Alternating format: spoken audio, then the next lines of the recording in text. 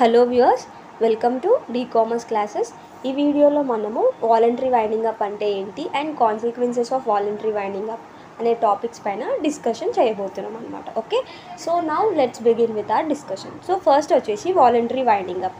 Voluntary winding up అంటే ఏంటో చూద్దాం మనం. Okay, voluntary winding up is entirely different from a compulsory winding up. So compulsory winding అప్తో compare చేసుకుంటే voluntary winding up అనేది completely different. Okay, so voluntary winding up is a winding up by the members or the creditors of a company without the interference by the tribunal.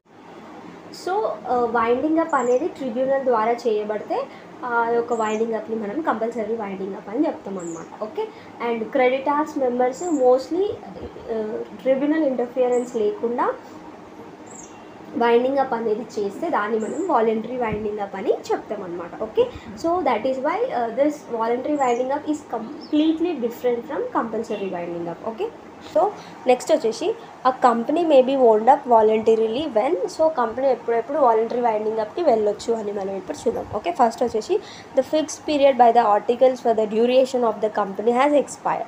So for example ఇప్పుడు కంపెనీని 5 years కోసం work చేద్దామని establish చేసినప్పుడు ఆ 5 years fixed period అనేది అయిపోయినప్పుడు they can go for voluntary winding up. Okay, or an event upon which the company is to be wound up has happened. And for example ఇప్పుడు an event అంటే for example ఒక objective వాళ్ళు set చేసుకున్నారు, ఆ objective వాళ్ళు achieve చేసిండ్రు అంటే event అయ్యింది, ఈవెంట్ అయిపోయింది, హ్యాపెండ్ అన్నప్పుడు they can go for voluntary winding up అనమాట.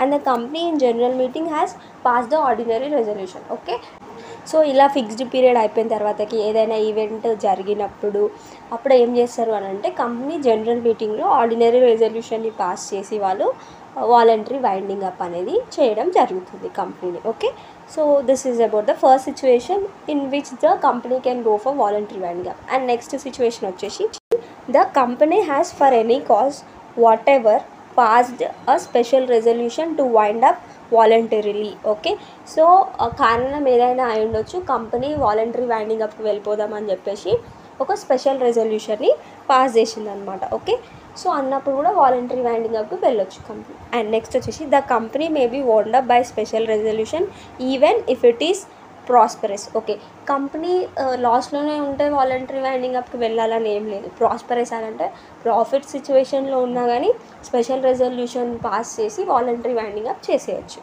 ఓకే, అండ్ నెక్స్ట్ వచ్చేసి no articles of the company can prevent the exercise of this statutory right. Okay, so ఈ పాయింట్ ఏం చెప్తుంది అని అంటే ఇప్పుడు కంపెనీ స్పెషల్ రెజల్యూషన్ పాస్ చేసి వాలంటరీ వైండింగ్ అప్కి వెళ్తున్నప్పుడు ఆర్టికల్స్ ఆఫ్ అసోసియేషన్కి ఎటువంటి పవర్ ఉండదు అనమాట. సో ఇలా వాలంటరీ వైండింగ్ అప్ని ఆపడానికి. ఓకే, సో ఎందుకనంటే ఇది స్టాట్యుటరీ రైట్, యాక్ట్ కంపెనీస్ యాక్ట్లో కంపెనీకి ఇచ్చిన రైట్ అనమాట వాలంటరీ వైండింగ్ అప్కి వెళ్ళడం కోసం. ఓకే, సో కంపెనీ యొక్క ఆర్టికల్స్ ఆఫ్ అసోసియేషన్కి ఎటువంటి పవర్ ఉండదన్నమాట. సో ఈ యొక్క స్టాట్యుటరీ రైట్ని ఎక్సైజ్ చేసుకునేటప్పుడు ఆపడానికి.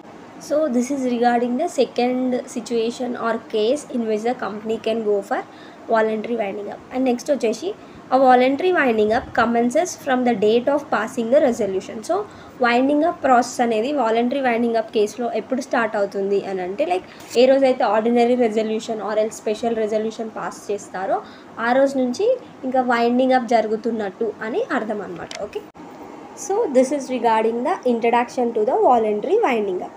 అండ్ నెక్స్ట్ వచ్చేసి consequences of voluntary winding up. So consequences of voluntary winding up. Okay, so first వచ్చేసి effect on the status of the company. Okay, ఇదేంటో చూద్దాం. Business will cease except when required for the winding up beneficial winding up of the company. Okay, so నార్మల్గా voluntary winding up కోసము resolution pass చేయంగానే business అనేది seize అవుతుంది, అంటే business transactions అన్నిటిని ఆపేస్తారనమాట. Okay, and except కానీ కొన్ని కేసెస్లో ఆపేయరు. ఎప్పుడు అని అంటే except when required for the beneficial winding up. So ఇంకా మనం బిజినెస్ కంటిన్యూ చేయడం వల్ల మనకి బెనిఫిషియల్గా వైండింగ్ అప్ చేయొచ్చు అని అంటే లైక్ అప్పులన్నీ తీర్చేసి మెంబర్స్కి కొంచెం ప్రాఫిట్స్ ఇవ్వనీకి ఉంటుంది అని అనే సిచ్యువేషన్స్లో బిజినెస్ని కంటిన్యూ చేస్తారనమాట. So except when required for the beneficial winding up. Okay, and next వచ్చేసి కార్పొరేట్ స్టేటస్ ఎగ్జిస్ట్ అనమాట. సో వైండింగ్ అప్ చేస్తున్నారు అంతేగాని కంపెనీ ఇంకా ఎండ్ కాలేదు కాబట్టి కార్పొరేట్ స్టేటస్ అనేది ఉంటుంది కంపెనీకి అండ్ కార్పొరేట్ పవర్స్ కూడా ఉంటాయి. నెక్స్ట్ వచ్చేసి when company can no longer carry on the business employees can claim damages. Okay, so ఇంకా బిజినెస్ సీజ్ అవుతుంది అని డిస్కస్ చేసాం కదా. సో ఈ కేసులో ఏమవుతుంది అని అంటే ఇంకా ఎంప్లాయీస్ అవసరం లేదు కాబట్టి వాళ్ళు ఎంప్లాయీస్ ఏం చేయొచ్చు అని అంటే వాళ్ళు ఫిక్స్డ్ పీరియడ్కి వాళ్ళని హైర్ చేసుకొని ఉంటే ఆ ఫిక్స్ పీరియడ్ అయిపోదు కాబట్టి వాళ్ళు బ్రీచ్ ఆఫ్ కాంట్రాక్ట్ కింద డ్యామేజెస్ క్లెయిమ్ చేయొచ్చు అనమాట. ఓకే, కంపెనీ దగ్గర నుంచి డ్యామేజెస్ క్లెయిమ్ చేయొచ్చు. Okay, so this is regarding the first consequence effect on the status of the company. So next second consequence వచ్చేసి board's powers to cease on appointment of liquidator. So ఇదేంటో చూద్దాం. On appointment of liquidator powers of the board of directors, managing director MD and WTD whole time director and managers will cease except for the purpose of giving notice to the registrar of the appointment. Okay, so ఈ point ఏం చెప్తుంది అని అంటే like ఇంకా ఎప్పుడైతే కంపెనీలో voluntary winding up చేయడానికి లిక్విడేటర్ని appoint చేస్తారో అప్పటి నుంచి బోర్డ్కి, మేనేజింగ్ డైరెక్టర్కి అండ్ మేనేజర్స్కి, హోల్ టైమ్ డైరెక్టర్స్కి ఎటువంటి పవర్స్ అనేవి ఉండవన్నమాట. ఓకే, సో బోర్డ్ ఆఫ్ డైరెక్టర్స్కి ఉన్న పవర్స్ అన్నీ సీజ్ అయిపోతాయి. కానీ రిజిస్ట్రార్కి మేము ఇలా లిక్విడేటర్ని అపాయింట్ చేశాము అని నోటీస్ ఇవ్వడానికి మాత్రం పవర్ ఉంటుందన్నమాట. ఇంకా మిగిలిన పవర్స్ అన్నీ సీజ్ అయిపోతాయి. ఓకే, కానీ ఇక్కడ ఒక ఎక్సెప్షనల్ కేస్ ఉంది. సో పవర్స్ అనేవి సీజ్ అయిపోతాయి నార్మల్ లిక్విడేటర్ని అపాయింట్ చేయగానే. కానీ కొన్ని కేసెస్లో, కొన్ని ఎక్సెప్షనల్ కేసెస్లో పవర్స్ అనేవి కంటిన్యూ అవుతాయి. సో ఆ ఎక్సెప్షనల్ కేసెస్ ఏంటి అని అంటే like members voluntary winding up కేసులో జనరల్ మీటింగ్స్లో మెంబర్స్ లేదా లిక్విడేటర్ డిసైడ్ చేసినప్పుడు లైక్ ఇంకా ఈ యొక్క బోర్డ్ ఆఫ్ డైరెక్టర్స్ వాళ్ళ పవర్స్ని కంటిన్యూ చేయొచ్చు అని చెప్పేసి శాంక్షన్ చేసినప్పుడు అప్పుడు కూడా పవర్స్ అనేవి కంటిన్యూ అవుతాయి.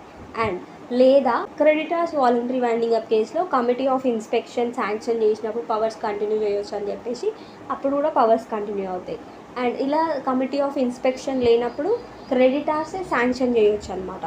సో ఇలా creditors okay you can continue ఆ పవర్స్ అని చెప్పేసి శాంక్షన్ చేసినప్పుడు అప్పుడు పవర్స్ అనేవి బోర్డు కంటిన్యూ చేయొచ్చు. Okay, so this is regarding the second consequence boards powers to cease on appointment of liquidator. Okay, third consequence వచ్చేసి avoidance of transfer etcetera after commencement of winding up. Okay, so transfer of shares without the sanction of the liquidator and any change in the status of the members of the company after commencement of winding up will be void.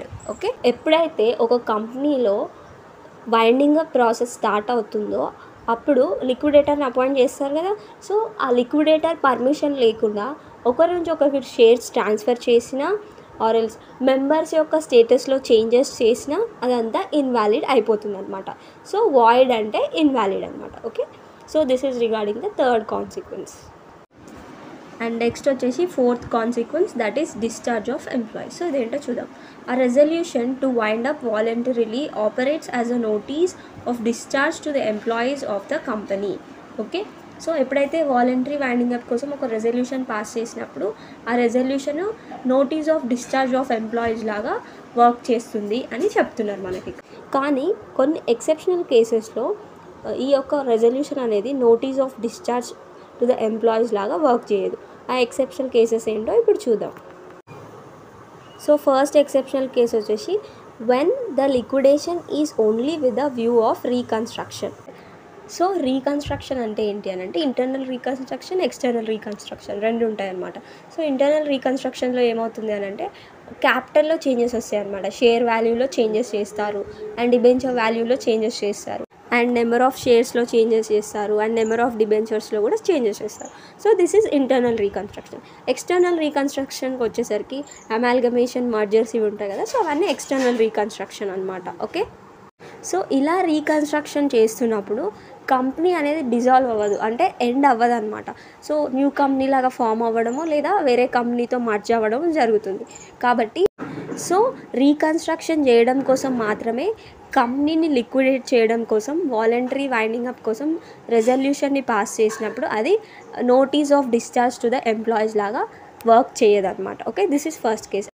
And second case వచ్చేసి when business is continued by the liquidator for the beneficial winding up of the company. Okay, so లిక్విడేటర్ని appoint చేసిన తర్వాత liquidator ఏమనుకున్నాడు అంటే బిజినెస్ని seize చేయడం కన్నా business continue చేస్తేనే మనము కొంచెం సర్ప్లస్తోని ఈ యొక్క కంపెనీని వైండ్ అప్ చేయొచ్చు అని అనుకున్నప్పుడు అండ్ బిజినెస్ని కంటిన్యూ చేస్తున్నప్పుడు అప్పుడు ఇంకా ఎంప్లాయీస్ అవసరం కాబట్టి ఈ resolution for voluntary winding up అనేది notice of discharge to the employees లాగా వర్క్ చేయదన్నమాట. Okay, so these are the 2 cases in which the resolution does not operate as notice of discharge to the employees. So this is regarding the 4th consequence of voluntary winding up, that is discharge of employees. With this we have completed the consequences of voluntary winding up. So this is all about the introduction to the voluntary winding up and consequences of voluntary winding up. And I hope that you are clear with the concept, and if you have liked my explanation, please like, share and subscribe. Thanks for watching.